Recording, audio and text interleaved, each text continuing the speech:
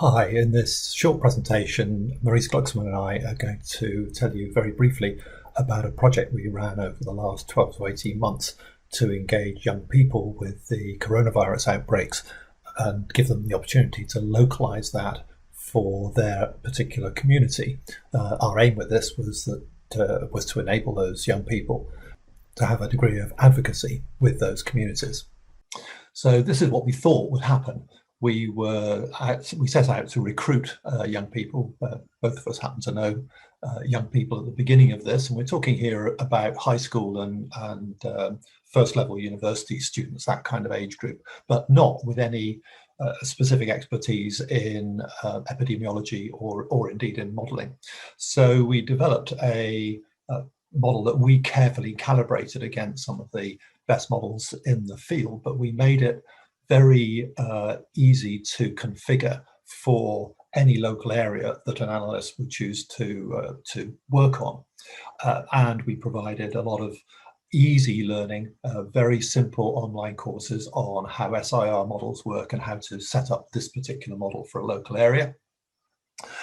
Maurice in particular spent hundreds of hours supporting these analysts in real world cases that they worked on, and helped them produce really quite a lot of real world publicity, published quite a lot of articles. Our hope was that this would all lead to better policies being adopted if these young people were able to get their work out in the public domain. Turned out that we actually needed a few things that were not in our initial model.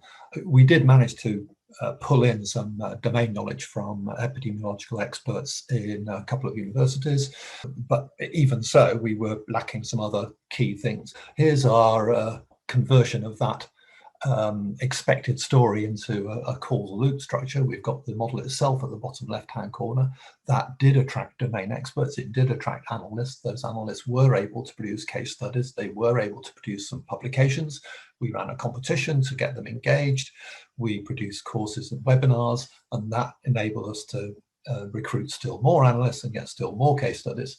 Those publications enabled us to attract some partners, so that's significant organization partners, and that brought us more domain experts. But it kind of wasn't enough, because towards the right, we didn't manage to pull off that capture of public health policymakers.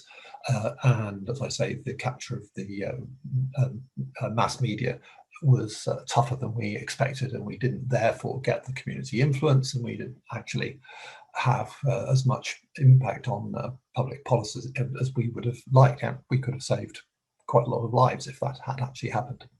So what I'll do now is just hand over to Maurice, and he can tell you something about the analysts themselves and what they did. Thank you very much, Kim. This is the big positive here. We worked with dozens of analysts, and directly, and hundreds more signed up for our course. We have ongoing work that we'll tell you about as well. And that's genuinely very exciting. Not just because of the model itself, which if you remember the second slide Kim showed you, the model was actually a small part of what we needed. We really needed, because we're a volunteer operation, we needed the motivation and commitment of lots of people who were only getting back, the satisfaction of working with us and working with the model for the effort they put in. And the analysts themselves, if we look at their backgrounds, it's a whole range of backgrounds, from art, biomedical sciences, chemistry, computer science, economics, and finance. Some high school students who don't have a background, they're just learning, and political science majors and public health majors, and many others. We put a few names up here. This is far from the full list, but we have a little video we'd like to share with you, so you can hear their comments and how they felt about what they've done. And hopefully, when you listen, you'll see that they're talking about the model, but they're also talking about lots of other stuff.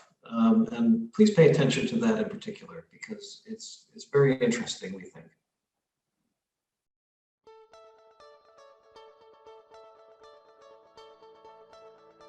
I think it's really cool, the fact that they're able to do that.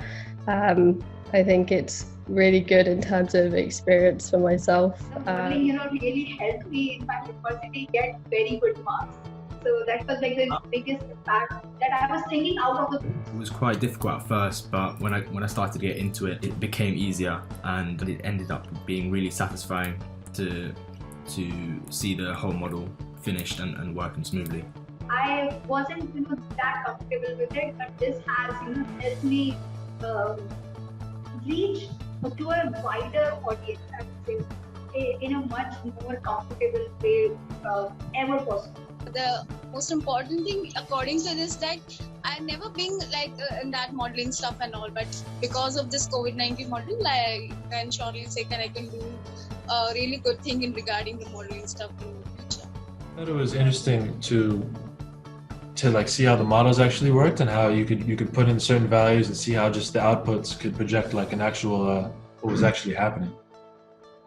And the most interesting thing for me is that whenever I change the parameter, the whole of the inflection graph changes completely. Though the second wave was delayed, but I think we could at least predict that it is going to come, and it came. So I think it was very much surprising element for all of us. Initially, I thought language will be barrier, but it was not. I never realized how big of an effect these points had in the inflection graph, and it helped me understand the pandemic a bit. But then later, when I was used to the process, then I got a lot of comfortable with the entire model. And here we are, we have written 2 articles, and now we are becoming a coach. And when I tell when I go to my teachers and I tell them that I'm working with this project, and it's really helping me to understand it deeply about the virus and what kind of capacity building needs in the future.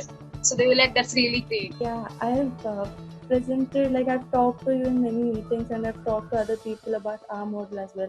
So doing these many meetings and having people tell me every time you need to speak slowly, I can't understand you. So I actually sat down and I started slowing. I started to speak. Yeah.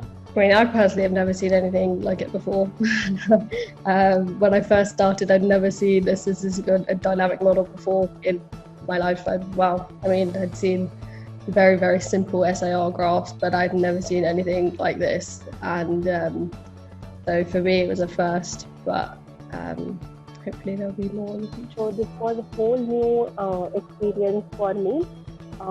Initially, I was little scared because, as I have already told, that I had no understanding about the modeling. But slowly and steadily, we started experimenting with different versions of the modeling, and I get to know about the data collection, modeling techniques, and all these things. And I think at the end of this project, I had a better understanding of the pandemic. I can say that.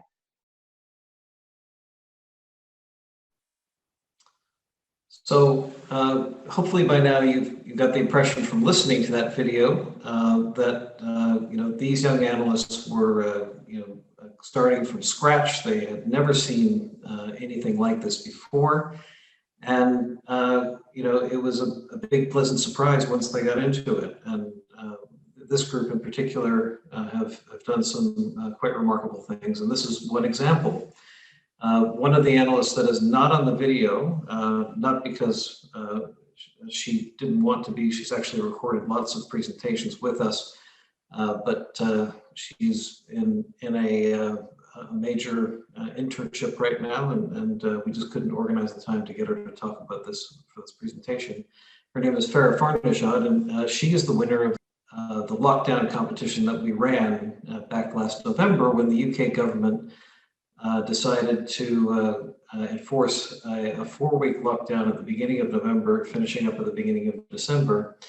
Everybody wondered, is it going to be enough? So we launched in a 3-day window. We launched a competition with cash prizes for anybody who wanted, an open competition for anybody up to 24 years old to submit their case studies using our model. And Farah, who's a student at Queen Mary University in London, produced a case study on Westminster and discovered some really interesting stuff. And she worked completely independently, only using our webinars, which are available on our website, to produce some fascinating results. And she was looking at Westminster, which is a tiny area in London with about 250,000 people. And her main question was, am I going to be able to see my fellow students next semester? Because frankly, these lockdowns are really a major damper on my student life. So that was her motivation. And this is what she found out. And the question evolved from, is the lockdown long enough, to what on earth is going to happen when this mutation comes in? You can see this first chart here that is showing is the first indication that something really significant is going to change when the mutation comes in. We already had the conclusion that the lockdown wasn't nearly enough, and we needed more vigilance to keep the death rates down. And vaccines alone would not do it. That's the green line in chart number 2. We needed vigilance as well to really stabilize things. And when the mutation came in, it looked even worse. The vaccines were coming in too late. The infections just ripping through. And these 3 charts show things that we can see. These are actually things that are measured. The model is revealing invisible stuff, and arguably much more important than the visible, because in the COVID-19 pandemic, as most people are aware by now, it's mostly invisible. In the UK, the rough estimate is that around 80% of the infections are asymptomatic. And in places like Iceland, it's up to 95%. We know of places that it may be as low as 50%, but that's rare. So by and large, we're not seeing most of the pandemic, and the asymptomatic cases have been documented to be infectious, so they spread the disease without anybody realizing it. And so the consequence of the new mutation coming in, this was the UK mutation, was about a doubling of the infection risk, and it was going to happen very quickly.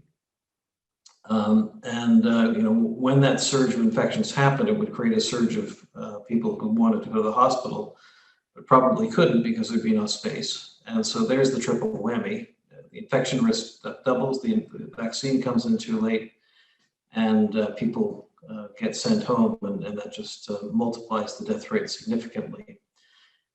Shortly after we published this, and there's an article on the website you can look at, the government implemented a much more aggressive vaccination campaign along the lines of what we had suggested would be a good idea here.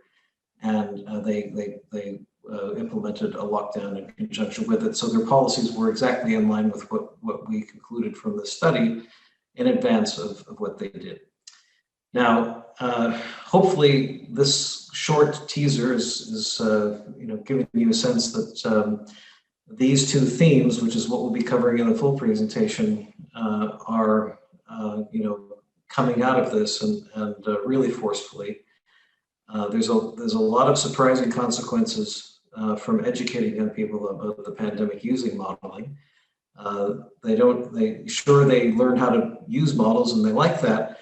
But many other things are happening that we think are at least equally important, if not more important. These young analysts, many of them were shy, afraid of math, not really ever really seeing a model before, and they learned a lot about data science. For one, they learned about communications. They became much more confident, and we thought many of them became very effective advocates. And if you remember the chart that Ken showed you earlier, the model is just one of many factors that are needed for behavioral change. That's not really a big insight. If you've worked in any big company, you know that trying to get anything done requires lots of different initiatives, and modeling is never enough. Anyway, thanks very much. We hope you'll join us in the poster session. Please check out our website at localmodelgroup.com. It has courses, links to articles, and lots of other interesting information with you.